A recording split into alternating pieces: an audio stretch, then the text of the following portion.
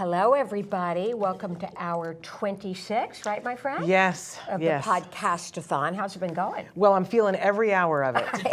Well, you are none looking worse for the wear, I must say. Well, I have a pillow head for my hair, Okay, but you're holding up well. It's worth it, because we have such amazing guests and amazing content. You're holding up well, and I am very excited about this hour, Shannon. Shannon, you said to me, Nancy, pick whatever you want to do for this hour. And I chose a love story. Mm-hmm. I love love stories. And this is a love story on many levels. It's the love of an autism mom for her two sons who are severely affected by autism. It's the love of a filmmaker for a topic that he covered with passion. It's a love story between two people that we're going to be talking more about. And it's the love story of two autism advocates for our community. So I'm really excited to be covering the film Beyond. Absolutely. We want to let everybody know that we're live right now on Facebook, YouTube, Twitter, and Twitch. You can be writing in your comments as we start to talk about this topic. We've got our tissues ready because this may get emotional, right? You can be sending in your comments and asking questions about this topic and this film of these amazing guests that we've got. You can do that directly on the platform, and I will be able to see them here on the screen, and I'll let you guys know when we have questions and comments. Great. But before we get to all that, you've got something to look at a little Wyart. Most Yes. of you know that we always start the show with some art by my son, Wyart-Jackson, which is called Wyart. And today we have something a little different. This donkey was commissioned by my friend, who actually, there are wild donkeys in Riverside County, Shannon. I did not know that. I did not know that. Yes. And Bob Barker, the animal rights television host and animal rights activist, has put together a ranch called Donkey Land for these donkeys. But they would go right up to cars. They're right off the freeway. And my friend ministers to these donkeys. So she has some pictures of them. And Wyart painted this donkey. Now, Wyart likes to make up stories about everything he paints. He likes to name, usually the dogs he paints, people tell them the names. But he told me this. I said, what is behind this story, Wyart? And he said, this is a donkey named Toby. And I said, what's he doing? He said, well, he's sad because he thinks his mother doesn't love him anymore. And then he said, and now he's walking home because he realizes his mother does love him. Oh, that's very sweet. That is. So that's Toby. Then the next one is also something a little different. If Traven, okay. This one will make you get out the tissues. My friend Steve Foster, who lives in Richmond, Virginia, his wife passed away from COVID in 2020. And he sent me a photograph of her hands with her granddaughter's hands with bracelets they had made together. And Wyart painted them. And I asked him about the story. I told him the names, Terry Lynn and her granddaughter. And he said, the grandmother is in heaven and she's happy and she misses her granddaughter. It's a beautiful painting. I'm sure that they were thrilled to receive this, and it'll be a thing that will hang in a place of honor in their home. They were. Amazing. Amazing. Are we ready to jump in? I think we should. Okay. Would you like to introduce our wonderful Sure. guests who've been waiting patiently? Yes. Okay. I am going to start, and these bios are long, so I'm going to kind of skip around a little bit. Thiago Dadalt? Yes. Great, I got it. He's an award-winning writer, director, editor from Brazil. He's won numerous awards with Chocolate, which was Oscars qualified in 2018, a short film about the early onset of Alzheimer's. The homeless community in LA, Duke, which is about severe autism. So you're no stranger to that topic. Yes. Well, you have all kinds of awards, and Drew Miller has produced all your movies. That's true. At D. Ellen Miller Productions. Correct. Tamara Mark. She is one of the subjects of Beyond, the film, which this documentary is called. She's the co-founder, president, board of directors of the Beyond Ranch Foundation. Tamara started dancing at the age of 3. She was classically trained. She had quite a career in the dance and show business world. We're going to get into that. She then had 2 children. After a spiritual journey, she married and had 2 children. And they were both diagnosed with autism. Yes. And your focus became entirely on how to heal, help, and care for them. They are severely affected. Their names are Ian and Harry. This is also about her love story with the man sitting next to her, which you'll hear more about, Marc Olsen. He is the co-founder, treasurer of the board of directors of the Beyond Ranch Foundation. Marc is a dual citizen of both Australia and the U.S. He resided in Australia for the last 43 years of his life. He's quite a Renaissance man, jack of all trades, from sugarcane farm worker to then going back to school and studying accounting, worked in accounting for many years, and we're going to hear about their kind of star-crossed love affair as we get into the interview. So first, I'd like to start with Thiago. Thiago, what made you want to tell the story of Tamara Mark and her 2 sons, Ian and Harry, in the film Beyond? It's a very interesting story, actually, because we have a common friend called Zita, and I was making a feature documentary about Alzheimer a year before I met Tamara, and her friend told me about her story. But because Drew and I, we made the short film Duke before, we were not looking to tell another story about autism. But the way that Zita told me Tamara's story was so impactful in my mind. I don't know how to explain, but it was just, I was just thinking about it. And a year later, I talked with Zita again about the Alzheimer documentary, and her story came to my mind, and I said, remember that you told me about this woman with 2 nonverbals? Because in my mind, I had an experience with 1 nonverbal. And Duke. And imagining 2 was just something Beyond.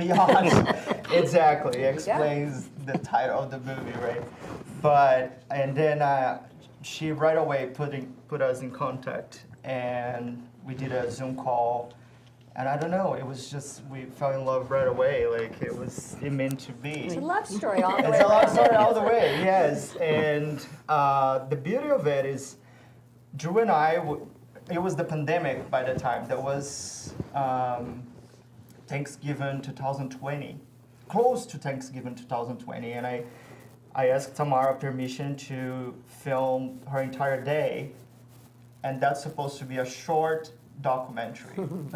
Because even like, I didn't know her, I don't know how much like I could, she will allow me to show and all those things. And also, I was just curious to see how would be her day. So we set up for that, and by the end of the day, we were all just, we all love each other, and it was so much happening, as you can see, as the beginning of the movie is the Thanksgiving 2020. And then I called Drew, who is the executive producer of the movie, and I said, look, it's a pandemic going on, and I think it's a very important story here. And if you allow me, I would love to spend an entire year from Thanksgiving to Thanksgiving.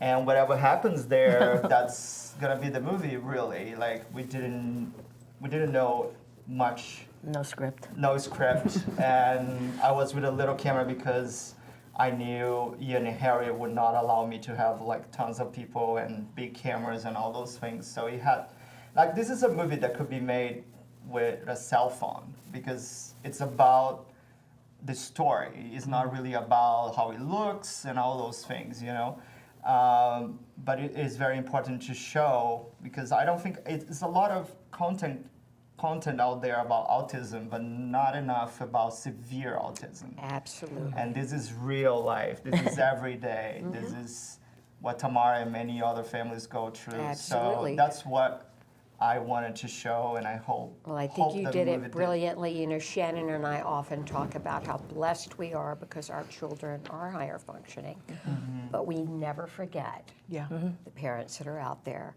Yes. dealing with severe autism. Absolutely. Maybe we should roll the trailer, one of the trailers. I'm not sure which one we're going to see. We're playing Russian roulette with the videos today. But let's take a look at the trailer so you guys can get a feel for what we're talking about. This is the film Beyond. I call him my Hollywood dad. Sidney Poitier took me under his wing. Everybody thought I had like this lucky star over my head. And I did, and I do. It just turned into something different.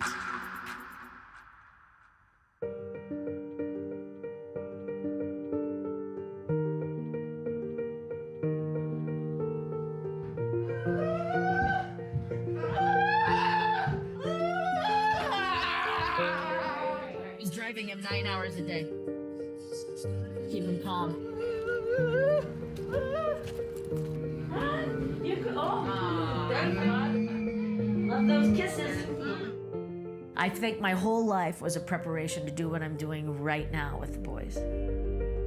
He's always moving, so he, right, buddy?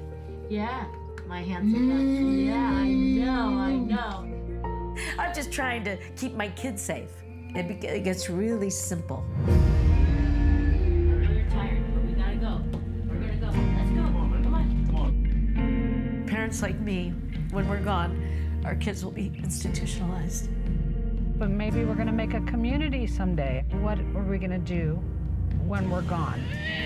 We want to live forever. Trust me, we always say we can't die, we can't die. Well, I've had a few friends die. We've got to find land where we can get zoned to create this beautiful environment for the future of our children. He's suffering, and these kids suffer. You know I come back. You know I come back. They're not vegetables, they're people with feelings and intelligence and compassion and love and kindness. My career gave me the tools in my toolkit to be disciplined, to stay tenacious, to not give up. I'm in complete unconditional acceptance of them. My name is Tamara Mark, and this is my story.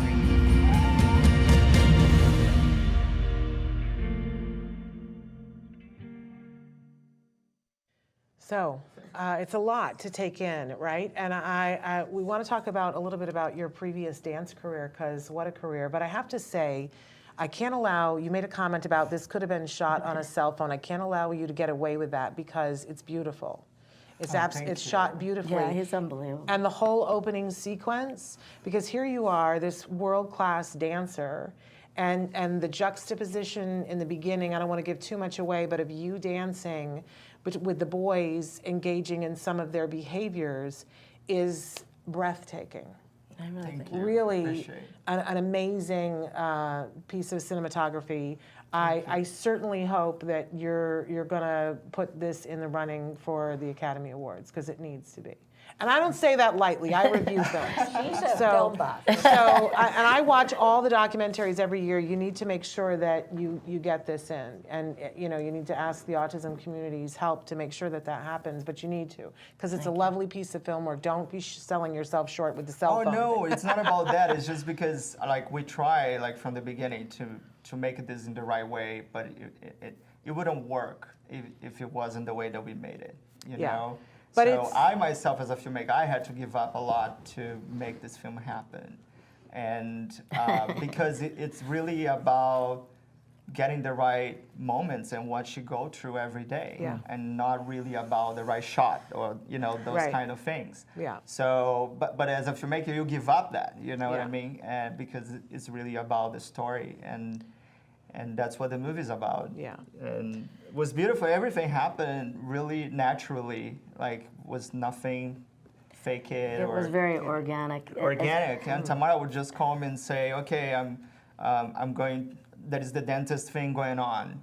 So I just jump in the Uber and with my camera by myself and go and join, like those So kind raw. of things. It was so raw and rough, and I'm like, I had to surrender too. Trust me. But that is, the raw and the rough is it's beautiful, and it's beautifully done, it's respectfully done. It is done But respectfully. seeing you at such a level as a dancer, this isn't like a hobby that you were doing. You were a professional dancer at the very top of your game. Yeah. I mean, we saw in that clip, this was not you messing around. Right. You had a Thank career and a life. Yes. And I want you to talk a little bit about, because I think people would say you've made a sacrifice, and I'm wondering if that's how you feel about it. No. I didn't think so. No. I always get emotional, but like I say in the trailer, I feel like my whole life was a preparation to do what I'm doing presently, which I think a life of service is why we're here. So some people serve through making films, and some people serve through taking care of ill people. I just feel like I had a huge arcing of a life to get a lot of tools to handle a most, impossible situation to handle. And I did it alone for a long, long time. But there is something about watching you interact with your boys that you bring that dancer soul, that free spirit to it. It's you. poetic. Oh, it's absolutely poetic. It's Well, very inspirational. Oh, well, thank you. They are my, they've been my inspiration. I mean, I think anybody, as you guys have autistic kids, no matter where they are on the spectrum, they bring a certain light and love to a life that was missing before, because they carry within them a gift because of their lack in certain, neurotypical areas, that they come out in these ways. Like when people would say to me, what's your son's gifts? Like, do they paint? Are they a savant? Or they have all these things? And I say their gift is love. That's what they teach. Amazing. Let's talk a little bit about the beginning. Okay. In the film, you say Ian was perfectly developing and that he disappeared before your eyes. What happened, Tamara? Well, there's so many different things to say about that. I hesitate to sometimes go down a road of what I feel happened, because I don't think that it's really important, because as Marc always coins to me and says, I don't look at the rearview mirror. So what happened was tragic. It appeared tragedy because he was so typically developing and speaking and very advanced in all his things. And he was ill and went to the doctor and got a shot. And I think that maybe he just couldn't handle, because he wasn't well, possibly. And he sort of lost the next day. I mean, that night he was very sick. He started screaming, and he never ever stopped. He stopped sleeping. He stopped eating. I was the only person who could touch him. He ran incessantly. He did that for years, and he just looked vacant and in pain. And he went from this, completely joyous, beautiful, happy kid, saying all kinds of words, and my friend said the last thing I was in Beverly Hills getting my hair done, and she had him in a stroller, and she's one of my best friends, Gretchen, who was in the movie with me. And she said she was walking him through the streets, and all of a sudden he turned to her and he went, "I want my mommy." And she thinks that was probably the last thing he ever said, and he was just maybe a little over a year. Right. I think your story is a lot of people's story. Yes. I can relate. Same thing with my child. So I'm sure a lot of people listening can relate to that. Yes. But you went on to have a second child, Harry. Yes. When did you realize he had autism as well? He was typically developing, and I had made a choice to wait on starting vaccinations, just based on the fact that I experienced vaccine injury. So what I did was I waited, and at 15 months I was at a well visit with my then pediatrician, and she sort of bullied me into starting. And I was so tired. I mean, so much was going on having two, and I don't talk about my other part of my life, being married and all that, because it's not important to me. But there was a lot of things going on, and I just caved, and he was gone the next day too.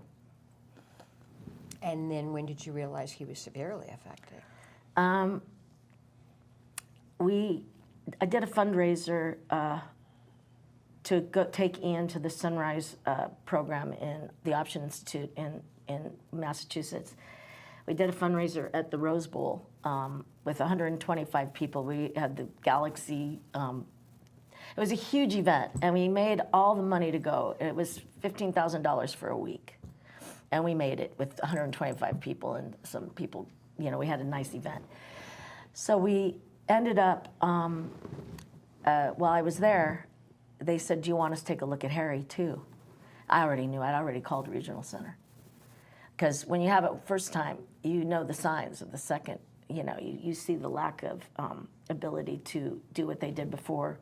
He was throwing balls and playing and being playing with things, and they just both stopped doing everything. Did you go into denial, or how did you grasp it? I think I felt like, I'm gonna fix this. I am gonna get in there, and I'm gonna do everything I can. So I would say to the school district, you know, Ian's 3 or 4, and I said, I'm gonna go to the Sunrise Institute, and I'm gonna come back, and I'm gonna work with my kid 14 hours a day. He's gonna get better. You know, I'm gonna prove. And I mean, I really did every single therapy out there, and special diet, and chelation, and Chinese herbs, and you name it. Equestrian therapy, painting therapy, but it just dolphin therapy, woo-woo therapy. You know, it's like I did everything, but it just didn't really change. It got better. I mean, they definitely look healthy. They look more happy. You know, especially now that Harry's feeling better. Wouldn't you say? No, undoubtedly. We got a lot of people writing in online. Our Journey, Cameron's New Life says, I know that I've been preparing my whole life to take care of my son, even though I never knew that I was going to have him. And she said, awesome. And she says, I know my son's made me a better person, and anybody that's ever interacted with him is a better person for knowing him. Carl has said, thank you so much for saying what you said. And Eric says this movie needs to win an Oscar. I'm with him. I think all of us need more movies about autism and have it be a true story. And we got several other comments, but I want to get back to questions. We've talked a little bit about the fact that, you know, making a documentary is hard. Anytime you do that, right? But then you guys have had all these extra challenges, COVID, autism, people who didn't want to be on camera because there were people who were like, I don't want to be a part of this, that were in your life and very much in your life. Their agencies wouldn't allow them to. Right, Yeah. right. So there were a bunch of different roadblocks, and you said you were inspired to take a year to do this, but I'm just wondering if there were times along the way where any of you were like, I'm not sure. Maybe we're not going to be able to do this. Maybe this isn't what's best for us or for the boys, or? To be honest, I didn't know how the movie would come about. No, But it was like we always talking and all, and for sure it was always the time I would come to Tamara, and I'm sure she was busy and was a lot going on, and I'm sure it was harder to have somebody with a camera there. But for me, I knew something beautiful would come about, but I didn't know what it was. So I just, after the films that I did, and I learned so much, I really go with the flow, and I learned a lot going with the flow with Tamara as well, because you know, her life, every 5 minutes something's happening and changing all the time, so you can't make much plan. When people would say, did you script it? We're like, how could we possibly script something with these two boys? No. And a lot was actually left outside of the documentary because I had to find a story and keep it on it. Yeah. You know what I mean? But what was challenging for me and very important was to show Ian and Harry personality. I didn't want to just show, you know, the struggle. I want people to get to know who they are. And that what me and Tamara, we had conversations, and I said, we have to find a way to capture those moments. Yeah. And that's when she invited me to sleep over, and I was able to be more involved with the boys, because they're very different. As much as a lot of people think they're the same because they look alike, but they're very, very different. And that was something very important for me to show.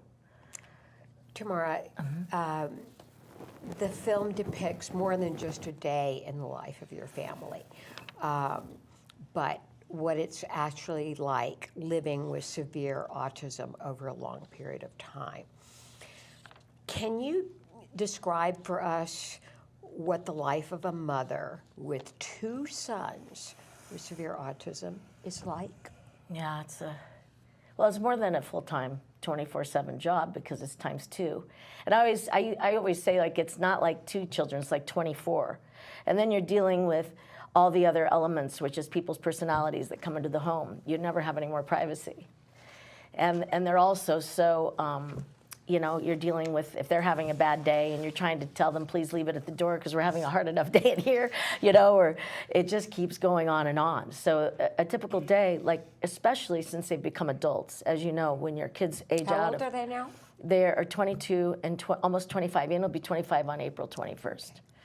So when COVID came in, Harry unraveled, then COVID came in, then I met this wonderful man who, honestly, I want to interject this, is that I would never have allowed anyone else to make this film. It makes me emotional because he's so heart-centered and so passionate and so talented. And I told him this on the first day he interviewed me. I go, I hate to sound like a snob, but I might not have worked a bazillion things, but everybody I worked with was at the top of their game. So I have a very high expectation of what I would allow into my home. Yeah, this is the ultimate compliment. Yeah. It is, I know. Because I think when he first Shall told me I that, say? Sidney Poitier. I know. Bob Fosse, God, I Hal Prince, I feel on top of my game. George now. There you go. There you go. yeah. Well, you mentioned that there's so many that, it's kind of stunning in the film how many people are in and out of your house and how many people at a time. What is it like to never have alone time? Oh my God! I used to, during COVID, when I met him, I was at a restaurant where you could sit outside, and he was in a thing, and I went instantaneous. And Marc, I would go out to take a walk because there was always people there, and I would just walk, and I would talk to him on Messenger, or for hours. But that's what I would do to get sanity, because in the household there was no sanity, and people they'd come in and they'd get sick, they'd bring COVID, then everyone would leave, then I'd be alone with the boy. It was just it was a day-to-day nightmare. Can I just add something else too? We were very worried about to my team bring COVID to the boys and Tamara. So we really we have Bruna and Demi. So we will have usually we'll have 1 or 2 of them with me, but we were always getting tested, and we were always afraid to be the one bringing, so that was another thing that changed the way we made the film, because it couldn't have many people. It was already a lot inside the house, you know what I mean? Right. And even those people didn't want to be in the movie, so I had to find ways, they're there, but had to find ways to not film their faces and all those things. So yeah, it was The only time we didn't have people there was overnights. True. That's You're the right. only time, and most of those years, until Marc came into my life, even from a distance, he would let me sleep and listen for me. Well, let's talk about Marc. Yeah. Let's talk to Marc. You want to get into yes. the love story? Yes. I think I said this to you beforehand, that one of the most incredible moments in the film is something that you say. I don't know if we want to give that away, but you say something that is the big stunner. I think that every parent of, whether they're single or in a relationship, will see something that you say and be leveled. I know I needed 7 hankies. But you come in sort of third quarter of this film with a very big presence, And we're going to talk a little bit about the love story, but you got to hear a lot about her day from her on a day-to-day basis before you came and had eyes on. And there is this very intense scene when you get to see it firsthand for the first time. And we're all watching you, looking to see if you're heading out the door, right? Because, right? We all were. Because it's a Were you lot. too, Tamara? I was hoping not. But. Yeah, it's a lot, what you go through, and to invite somebody else into that. So I'd like for you to speak to, you can say what you say in the film. I don't want to say what you said, but you can say it. Well, I did say I'm never leaving, nor will I. Ever. And that you had made up your mind about that.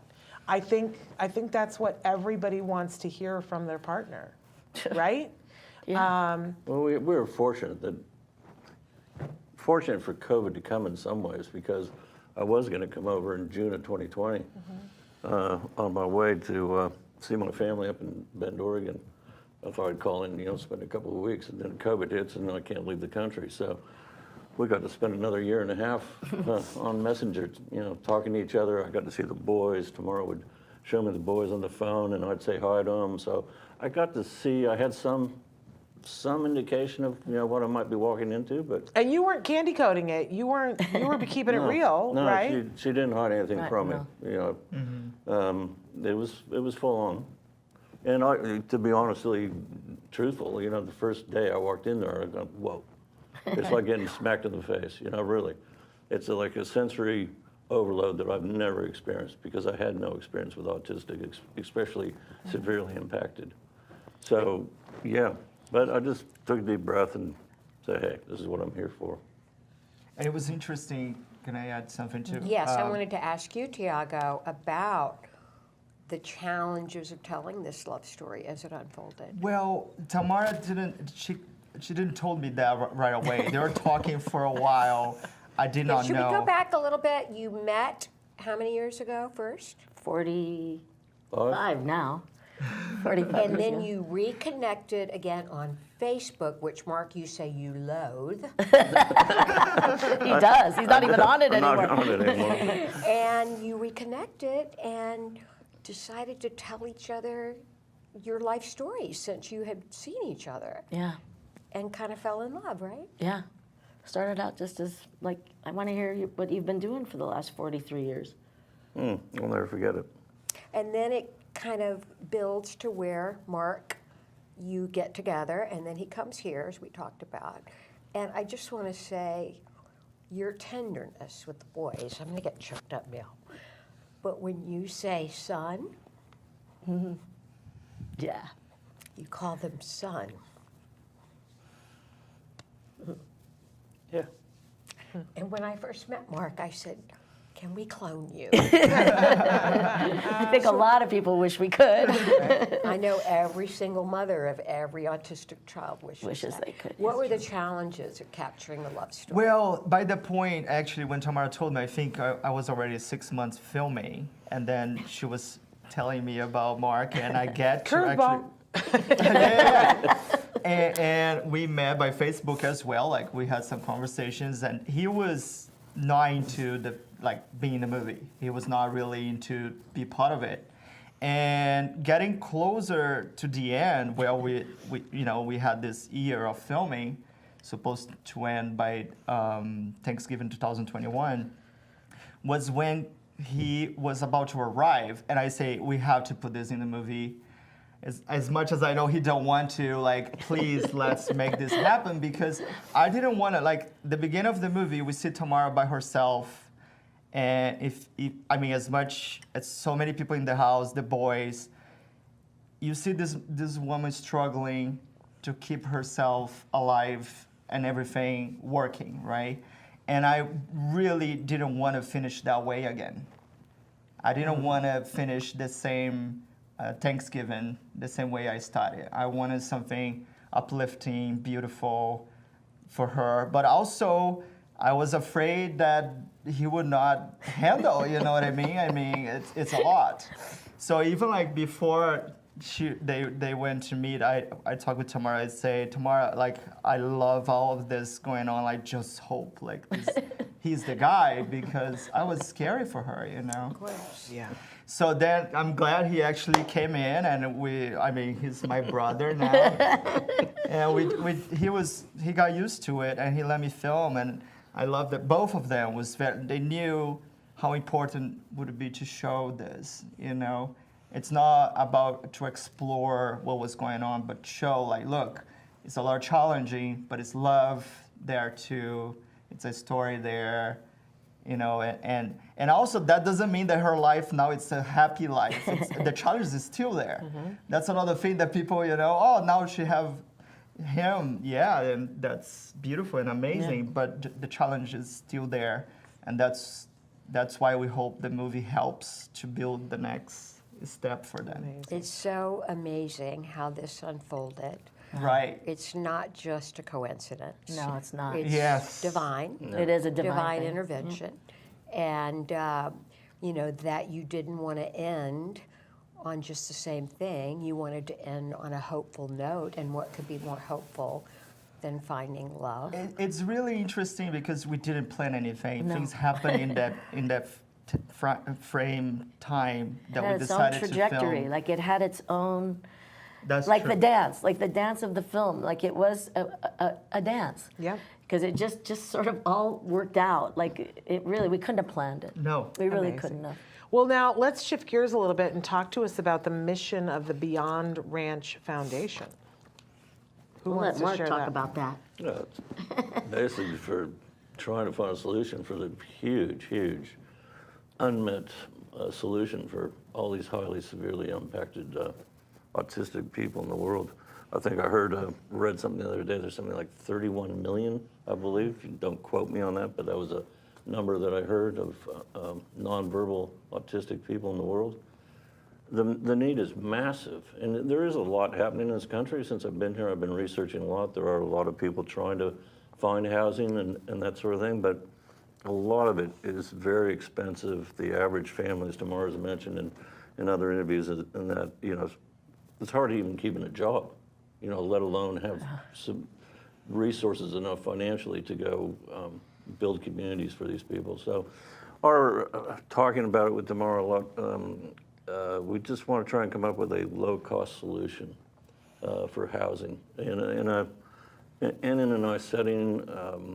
I just happened to come across a research paper the other day about how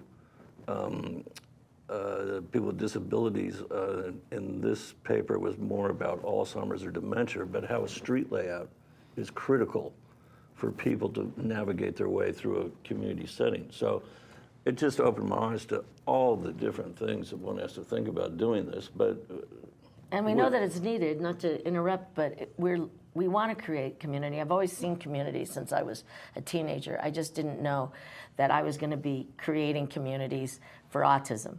But I did see the future coming, that it would be, we would have to go back to living in communities. And a teacher asked me that in high school, and I said that we're going to go into a technological boom, and then something's going to happen, and we're going to have to live together in communities.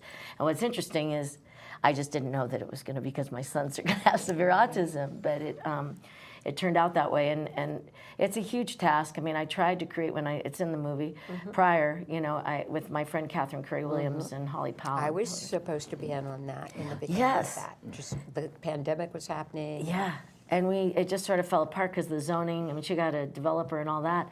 So when this all happened with Thiago, and now with Marc seeing the critical unmet need as well, we just thought, let's take this opportunity, because we're fortunate enough to have had the real truth told about lives like ours. Because most people will never see the inside. I mean, so many friends have come to me and you know, hold me in tears, say, I didn't even know your life was like that. It was completely clueless that you were living in a life that hard. Because you present yourself like everything. You look good.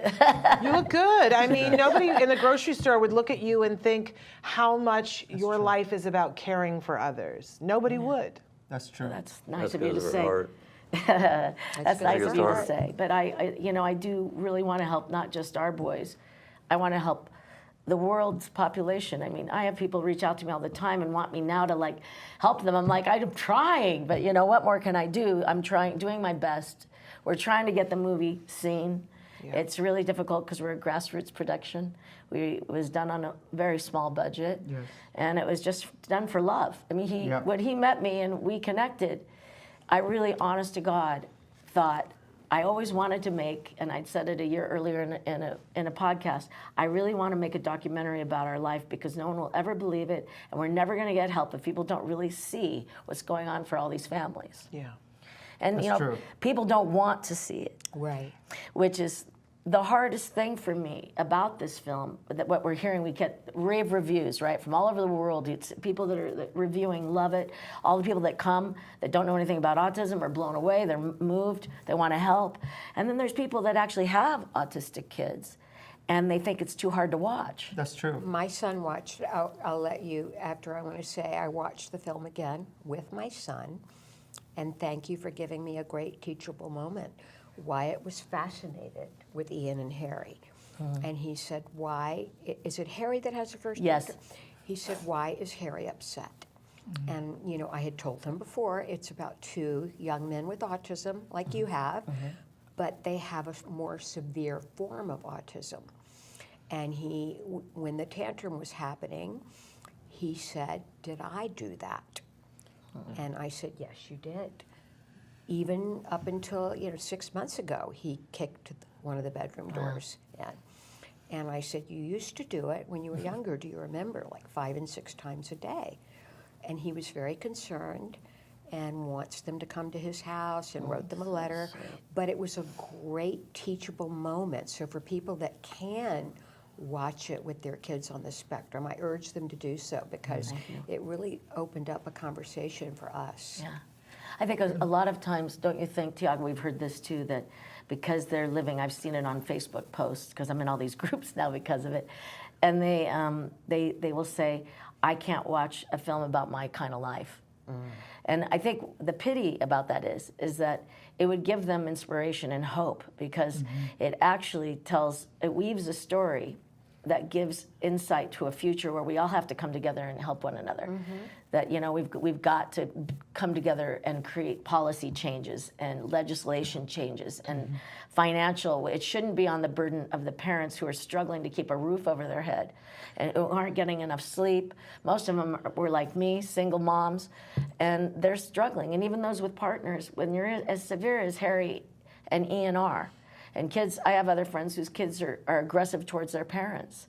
It's, Harry and Ian were never aggressive toward me, so I don't have that part of it. It just was horrible to watch your kids suffering in so much pain and no one will help you. Self-injurious. Self-injurious and, But also, I want to add there that Drew and I, we work really hard to make the movie in a way that, we show the struggle, but we show the beauty, we show all parts of it. So it's kind of weird that people feel that they can't handle this movie, but they can't watch a murder film. People being blown up, shot. Because we really took care of to show and make sure the movie is not only about the hard stuff. And it's just weird that. Well, let's face it, the realities of the world are very difficult for some people to face. Right. I want to get back a minute to the community and what you're trying to build. The film explores in a lot of detail. You actually go to a community, and there are other autism families and kids with autism there, which I love that you explored that, and you get really into this issue, don't you? Yes, well, we found these people in San Diego. They have severe autistic people too. And what I want to actually, even like Duke, that I made the short film before, and he's in the film with his mother.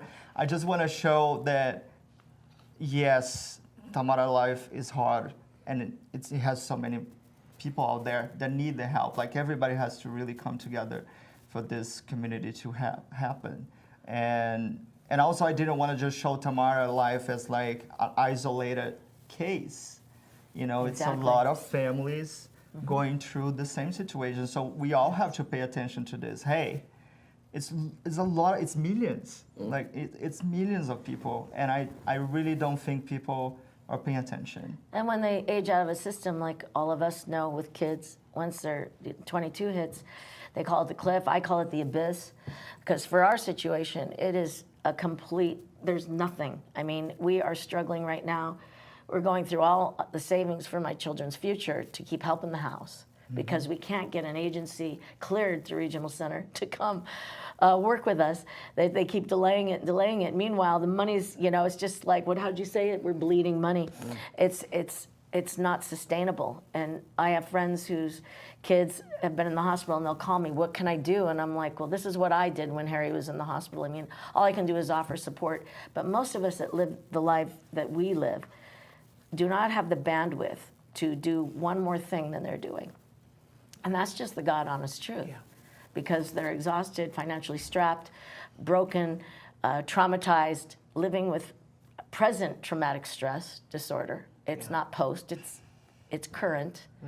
And we can't get together. Like, we're like, let's try to get together, It's impossible. People will do pool parties. I couldn't get Ian and Harry to go to a pool party at a designated time for a designated hour, or, it's like. Yeah. Well, we want to go to some of the comments that we have here. Nava Paskowitz-Asner, who's going to be up in the next hour. Hi, Nava. The Ed Asner Family Center is up next in just a few minutes, in fact. We'll go to them live. But she says, I love and admire you, Tamara. I gotcha. As in so many people. Judy has written in and said, so real. Is the movie out? And we want to know where people can go, how they can support the film, how to do that. Joanne has said, that's right. Sadly, people don't want to know. And Our Journey, Cameron's New Life says, I'm a married single mother with no support, live together but separate lives, because that's a story that we don't get to hear often as well. I just want to throw the log onto the fire that I think that it will be hard for some people who are living a life that is reminiscent of yours. But I think you have a bigger purpose here, because other people need to hear this story. Yes. And they will hear it, and it will change lives for the people who can't watch it. So you're in service of them, and they don't even know, but it's a really important film that way. So how can people see it? When can they see it? So we start the film festival run by the end of August last year, right? Last year, yeah. We still have a couple film festivals waiting. So the truth is, we're looking for distribution. We don't have that yet. We hopefully, in the couple months, we will find an agent to pitch us. Or agent, or so anybody out there who work in the film industry that may be interested. Thank you. Please let us know. And we are also, like, some people are requesting private screenings, so they can go to the website docbeyond.com and send us an email. And What's the website again? it's docbeyond.com. Okay. And they can request a private screening if it's something that they're gonna put people together to watch. I had some requests for people to do like fundraising, but the movie is about to help this family and everybody else who want to make this happen. So we hope to find the right place for the movie soon. We also had the movie was part of the CineQuest Film Festival, and it was streaming for 2 weeks. So a lot of people had a chance to watch.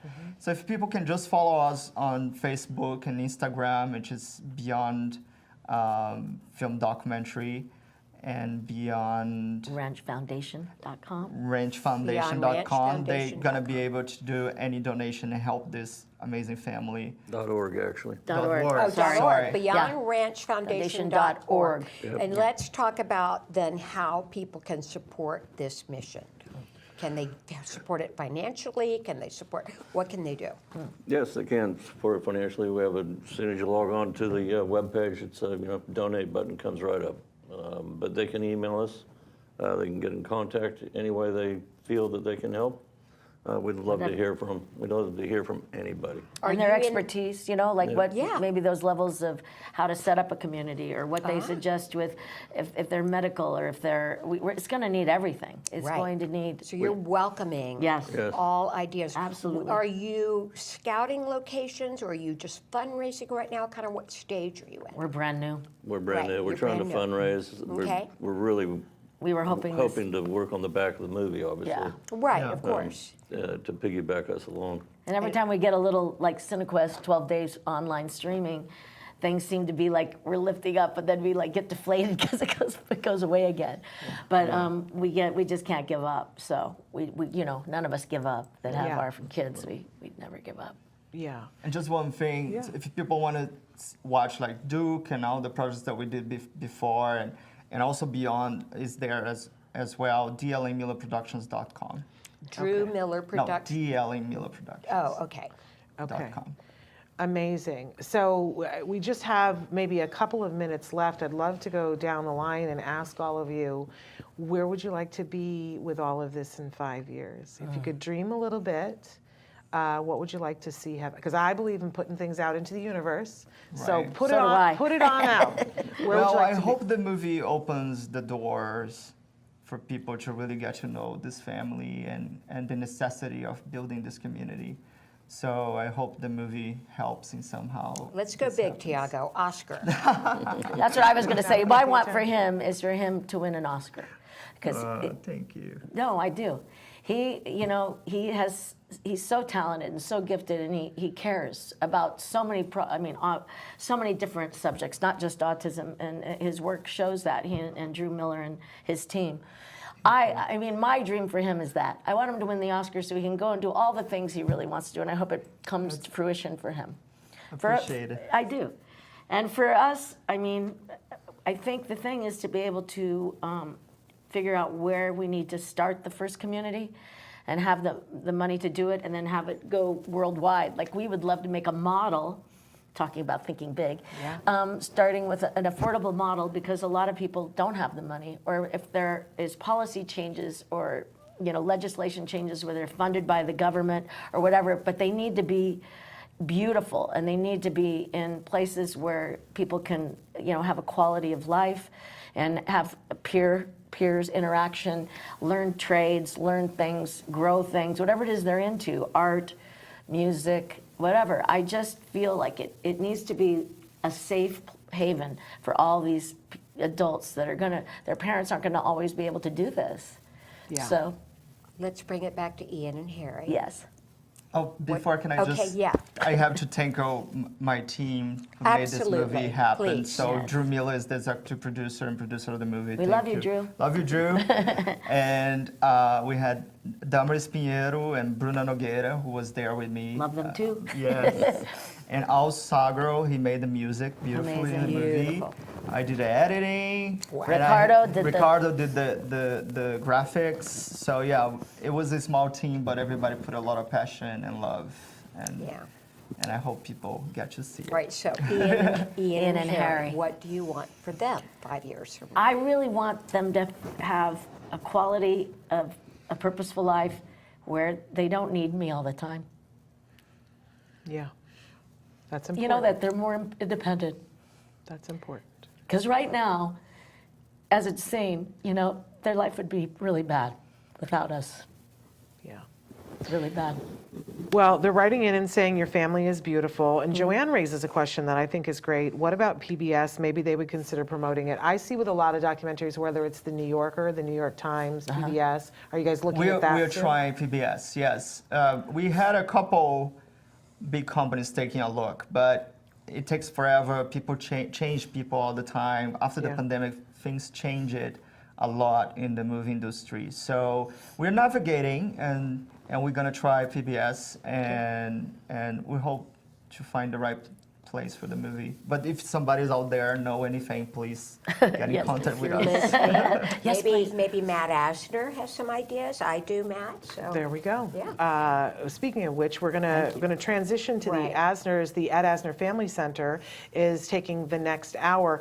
Traven, if it's possible, in a second here, we'd like to go out with one of the other trailers that we didn't see. I'm going to give you a second to cue that Can up. I just say thank you to both of Can- you for having us on? Can I say thank you for sharing this amazing love story on so many levels? You know, it makes me think of Mother Teresa saying, when people asked her how she did what she did, she said, find your own Calcutta. You know, it's in your community, it's in your backyard, it's in your workplace. Yeah. Thank you for making this your Calcutta. It's so important. Thank you for that. Thank you for allowing us to be here. I mean, giving us Our pleasure. a platform. Our pleasure. Absolutely.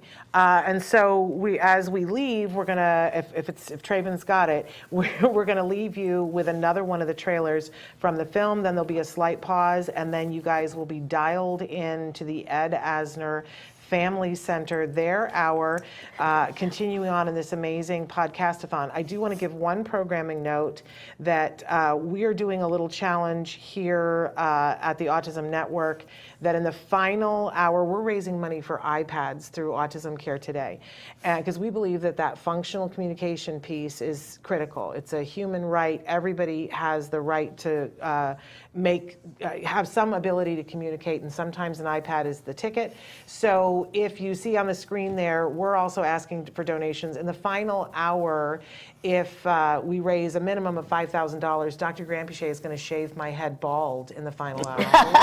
So Don't let she did it before. I've done it before, it so we're before. going to do it She'll again. do it again. But this time, Dr. Granpeesheh is so excited about it, it's ridiculous. How she's already got like a whole apron and a thing to catch them. So The stunts we need to this see- woman has gotten me into over Listen, the last 12 whatever years. it takes, right? Whatever it takes for us to Yes. get done whatever we have to get done. So there's that as well. But tune in for the final hour, which is tomorrow morning. We still have a whole night tonight of content, but tomorrow morning from 10 to 11 will be the final hour. And we've got some surprises for Dr. Granpeesheh because it's her birthday next week. Oh. Next week? Next week, and Okay. it's a big birthday. So we have some Alright. surprises for her, and we're going to shave my head. So, you know, it's like, what do you do? But take a look at this beautiful film, this trailer of Beyond, and Ed Asner Family Center up next. Thank you, guys. Thank you very much. you. Thank you, thank you. I think Thiago is a genius to be able to come in with one little camera. Absolutely paramount to me that the truth is told. There's nothing made pretty or better. Achei lindo, achei incrível. A força dessa mãe, assim, é uma das coisas mais lindas que eu já vi nos últimos tempos. I'm a mental health care worker. There was a lot that I was processing. Didn't have any script. Things happen right away. Everything that you're watching is real, it's raw. Actually, this movie changed my life. I have a different perspective of life. Thiago did a wonderful job. It takes a village, and this movie really exemplifies that. And it's a powerful, powerful message. I think it's a movie that everybody should see, and most likely you'll be like in this state as I am, like very emotional. His filmmaking, his photography is just amazing. It's a real work of art. There's no words, really. It's just, it's a magical. It's beyond. It's beyond. I'm in complete unconditional acceptance of them. My name is Tamara Mark, and this is my story.